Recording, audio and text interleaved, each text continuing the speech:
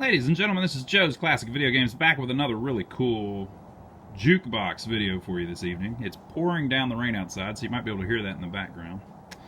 But this is Rockola's 490 Super Sound Jukebox. This came out in about 1984. We just got this thing in the other day and got it all fixed up. And I'm going to play it for you so you can see what they sound like a little bit, because it'll be playing through my phone. And then, we're putting it on YouTube, so YouTube's encoder kind of messes with the audio a little bit, and then it plays through your phone speaker or your computer speaker. And so it's not anything like it being here in person, but we figured we'd film a video of it anyway. And I'll show you a little bit about how the thing is set up inside. Now, this is the 490. I believe it's a 490-1. They also made a 490-2, which was the Super Sound 2. So this is either a 490 or a 490-1. The 490-1 was called the Horizon Blue model. So that may be what this is, because the title strip board is blue. But it's got a really cool little light show. I'll show you it here in a minute with the lights off, so you can see how it looks if you were to run across one in a bar in 1984. It's got this, this one's a little damaged, but it's got this strange kind of record look on the side with these little bejeweled inserts, that the light kind of shines out in the dark. It's kind of cool. The blue T-molding I think we put on, I think originally that was black. Of course, this is how it was originally.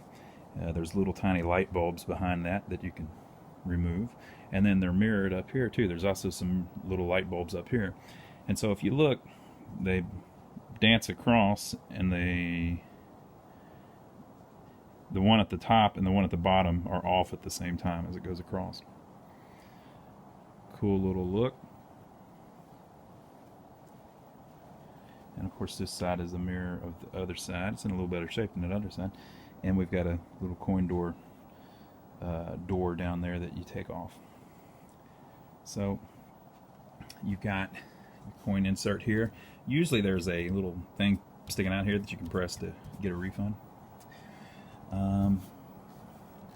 Rockola Super Sound auto select plays up to 10 hits. It says view the top top hits, and this says auto select top hits. So if you press that button, this one's pushed in. There's a little switch on the back of that we use to fix one of these buttons, so it doesn't work anymore. Hardly anybody uses that feature, but if you do hit that button, it plays up to top 10 hits. So you would put money in and then hit that button, and it would just automatically play whatever's been played the most in the location. It's showing you that the top hit right now is number 100. Now, I think that's probably needs to be reset, because we put a new battery in the computer that keeps track of all that, so it must have, that's kind of its generic setting.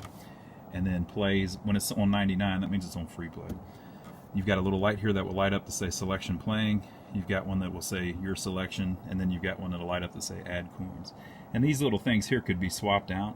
This is basically just telling you how much it is per song.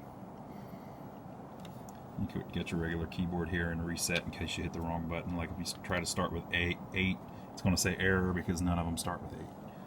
So you hit reset and it clears that. You've got two little smaller speakers up here. They look like they're 5s. And then you've got two down at the bottom that I believe, they look like 10s maybe. Let me see if I can open it up and show you the inside. If I can do it with one hand. All right, I pulled it off, people. I knew we'd get through it together. So you've got a little bar here that holds it up. On some of the other models, they use these little gas struts. We were just doing a Wurlitzer video the other day, and it used the gas strut, and those things wear out after a while. But a solid metal bar doesn't usually wear out, so that works pretty good. So you've got down here your power supply. It's where the voltage comes in and then goes back out to everything else. They call it the power distribution on the front there. And they were really good about numbering all of their parts. So this is 54920-A. And so you could look in the manual and see how many different machines use that. And so over here you've got the coin mech for the coins. I guess that little button thing is just missing. that you press this in because all of this stuff is still there. So if you lose a quarter, people, you're just going to lose it. This little thing here was a hopper for dollar bills. So you could put a dollar bill acceptor in here, and it would feed the dollars into there, down into the cash box. These were the cool dollar bill acceptors with the little tray where you had to lay them down flat and then push them in. Remember those? They were at a lot of like car washes and stuff for a long time. You've got a little mechanism board here that runs the mech and everything. Of course, you got a big light bulb there. You've got another big light bulb there. You've got some connectors down there where you can plug in external speakers. So the amplifier was strong enough that it could drive more than the speakers that are in the actual box.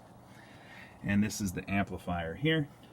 These were really easy to work on. They have little boards inside of them that you can take out. It's real compartmentalized, so you can adjust the left side and the right side and all that. And then this was their computer system. So you see it says System 2 Control Unit. They only used these on like 3 or 4 boxes, and then they moved on to a System 3 control unit that they only used on a few boxes. So these are, it's a little tricky working on those. But you can see there's a ribbon cable coming out of the top, coming up here to the keyboard. This is the back side of the keyboard where you press the buttons to pick your song. And then you've got some plugs there.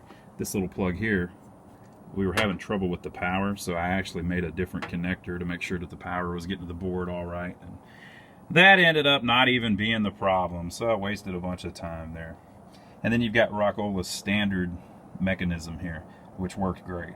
And they're easy to work on if you've worked on a bunch of them.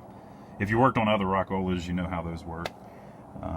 We'll have to do a video one day showing how to fix some of that stuff. You can see the 2 speakers we were talking about, the 5, I think those are 5s. And then the 2 big ones are actually down at the bottom. You can't easily get to them. Your title strip board, you can actually hit these little things here, and this hangs down in front of you so you can change the titles out and everything. What else was I going to show you?